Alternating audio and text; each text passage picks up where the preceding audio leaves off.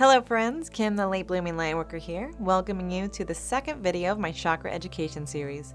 In the previous video we talked a little bit about some general information, but we're going to dig a little deeper with more specific information to the root chakra. I also want to just mention real quick that the awesome scenery behind me is home to the incredible Gypsy Apothecary in Orlando, Florida. Be sure to check them out if you're in town or mosey on over to their online store. Let's get started, shall we? The root chakra, also known as the base chakra, sits at the base of our spine. The Sanskrit word for this chakra is Muladhara, meaning support. This chakra is the root of our being, our entire foundation. This is also the chakra in which Kundalini energy is said to rest until awakened. As a side note, Kundalini awakenings serve as spiritual enlightenment and should not be accessed lightly or without proper knowledge. The root is associated with the earth and establishes our connection with the physical body and our surroundings. Because of this, the root is heavily focused on physical survival and is our most instinctual chakra. So what areas of life does our root chakra govern? Well, being our survival center, it controls our fight or flight response, as well as our primal animal nature. Energies of our ancestors also reside in this chakra, so without proper and regular clearings, we can carry out some unconscious generational patterns here. Beyond that, this chakra rules our sense of stability, security, self-preservation, vitality, and rootedness, the feeling as though we belong. Great, right? But what does it mean? Let me outline what this means in real terms. When our root chakra is balanced, we have a good foundation and live a grounded, down-to-earth lifestyle. We experience security and stability within our lives through good physical health, stable living environment, and healthy, consistent relationships. We feel full of energy, vitality, and passion, which fuels our motivation to accomplish things and take on responsibility, likely in some sort of leadership role. Sounds pretty great, huh?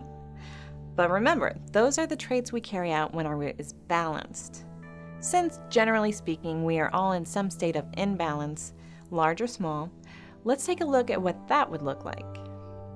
An underactive root, which is to say a root chakra with slower moving energy, may cause us to feel strong anxiety and nervousness. This is likely due to the lack of security or stability that we feel. I tend to refer to this energetic state as being in survival mode, where there is a heavy concern on physical survival. Although it's not healthy to stay in this state, this mentality makes sense, because if you don't know where your next meal is coming from or where you're laying your head that night, the mere act of surviving is an everyday struggle. The fight or flight response is easily triggered in this state. Conversely, an overactive root, or a root with excess energy, can cause us to behave in domineering ways, likely an effect to gain more perceived stability or control. We may become more self-centered or greedy with an addiction to money, sex, or material things. This is due to an overemphasis on the value of the physical.